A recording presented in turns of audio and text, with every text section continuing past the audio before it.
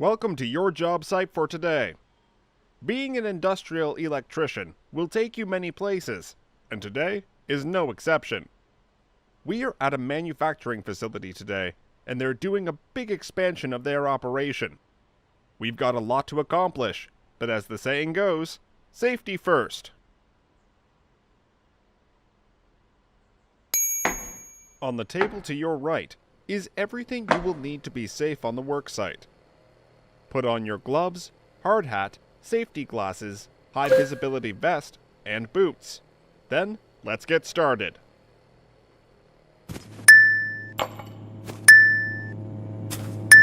Your PPE is on the workbench over there.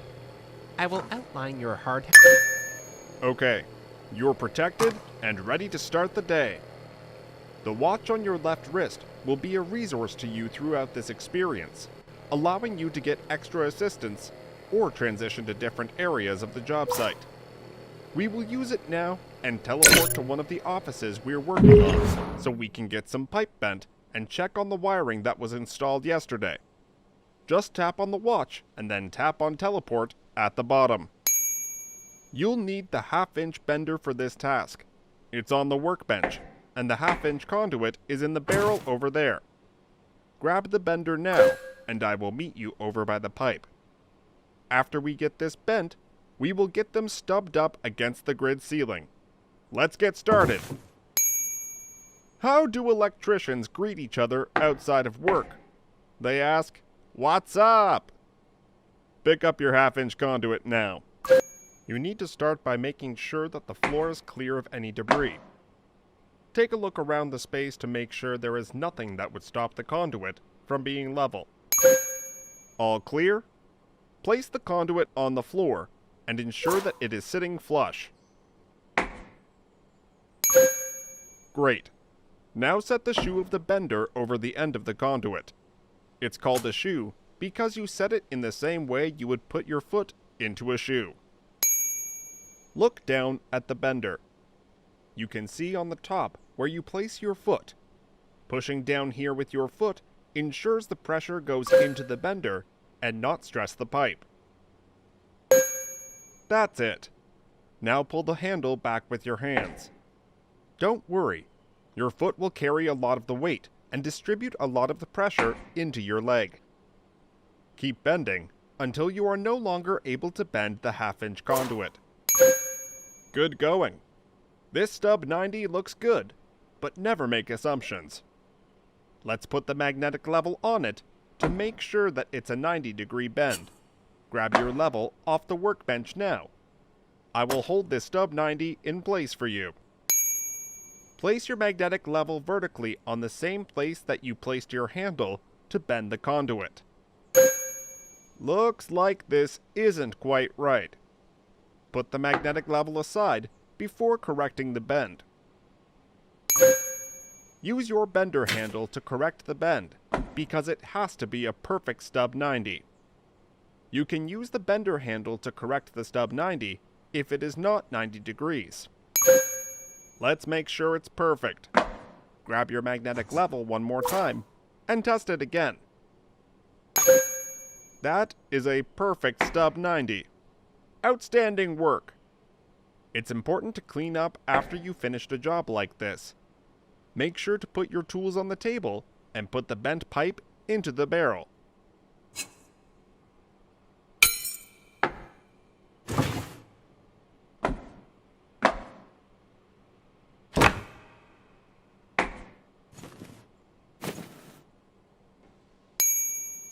The next job for today is to check for continuity on a run of older wiring. That wiring is in a small space that you need to squeeze into to access. Working in cramped spots or large open spaces is a part of this job, and you're really getting to experience that today. Grab your multimeter from the workbench now, and let's make sure it's working properly before we start. Let's test to ensure that the multimeter is working properly. Turn it to the continuity test function. Well done. Now set the multimeter back down on the workbench. Pick up the red lead with your left hand and the black lead with your right hand now. Touch their ends together now. The multimeter is showing a low value. This is what we want. The multimeter gives a low value because it is testing for voltage or resistance when testing for continuity. Hang on to that multimeter and grab your flashlight. That's a really small space, but it looks like you can squeeze through. Head into that space and keep going until you reach the old wiring. I will use the watch to talk with you once you're at the run of wires that you need to test. You'll see them poking out of the old conduit. You found the wires. Look around and see if you can find a place to rest your flashlight so that it keeps the wires illuminated. Great. Now set your multimeter on the ledge above the wiring. You will need both hands free to test the wiring. Touch the black test probe onto the wire on the left. Now use the test probe to touch each wire on the right. The multimeter will beep and indicate a low value when the appropriate connection is found. Fantastic work! You found the appropriate connection. Grab the label from the top of the box and attach it to the wire, and then make your way out of this space. Uh-oh. Just got a call from operations. Seems like we are having some problems with the lights in the warehouse. The industrial lights here are only a month old, and something must be wrong with the sensors. We can't work with a third of the lights out since it's a safety hazard, so let's get it fixed now. Use the teleport function of your watch and teleport to the PLC, or Programmable Logic Controller room, now. Inside we will find the equipment that controls the lights. Welcome to the PLC room. Every PLC system has at least 3 modules: the CPU module, the power supply module, and one input-output module. The PLC is mounted on the wall.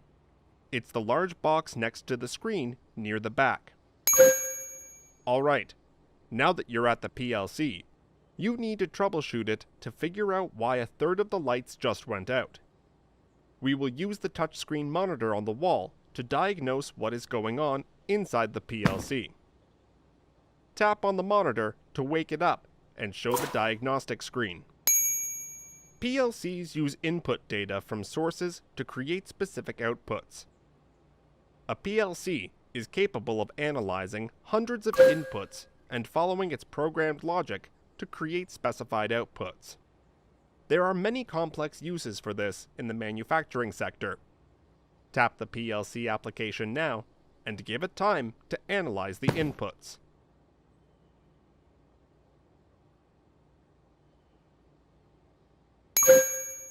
The application shows that there is no information being input from the light sensors in the main area. In the case of the light sensors in this room are the inputs, and the lights are the output. The PLC indicates that the problematic sensor is located in the row of lights that went out. You can use the scaffolding to gain access to it. Grab the industrial light sensor from the table.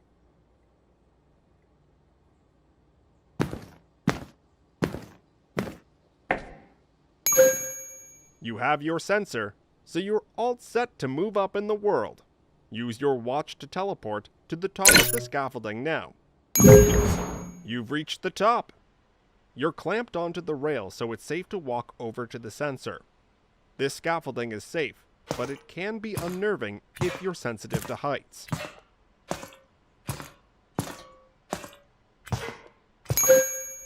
Great work! You're right beside the sensor. You should be able to pull out the faulty sensor by hand. Remove it now, and replace it with the new sensor that you brought. Fantastic!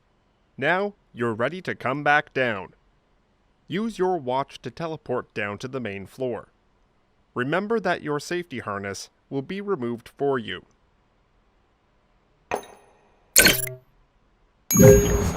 Okay, let's head back inside the PLC room and check out the status screen for that sensor. Hit restart to reboot the system.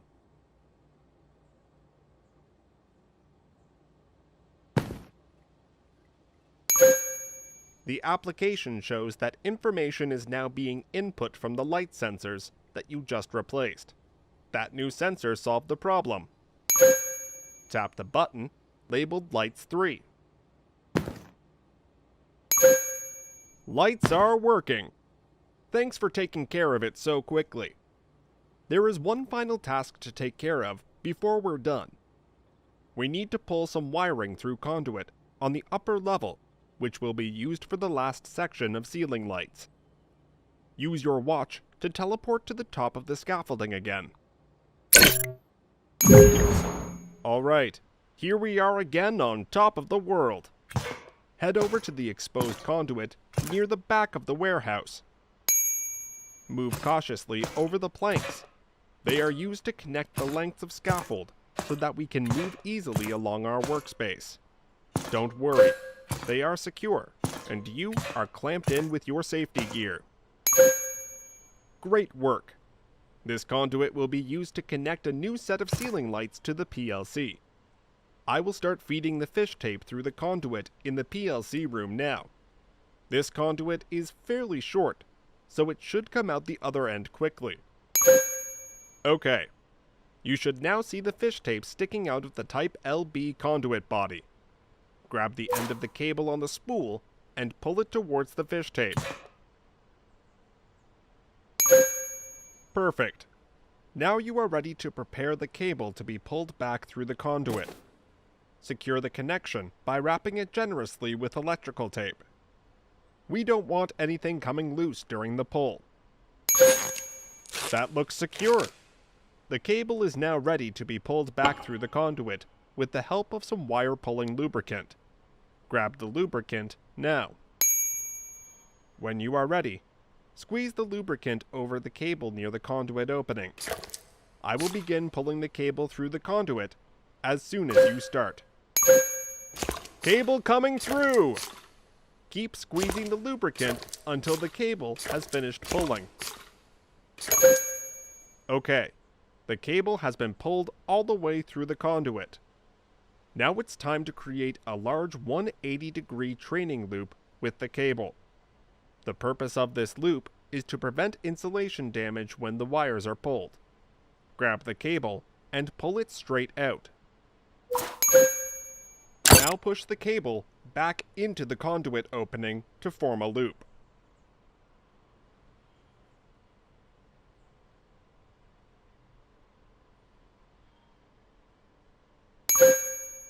Things are getting a little loopy around here. Aw, come on. That was funny. Put the cap on the conduit and we can call it a day. Great work. You had a busy day.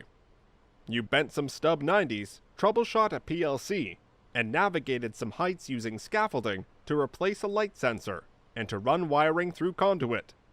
You also tested for continuity in some old wires. Great work today. Now you're ready to dust yourself off and call it a night.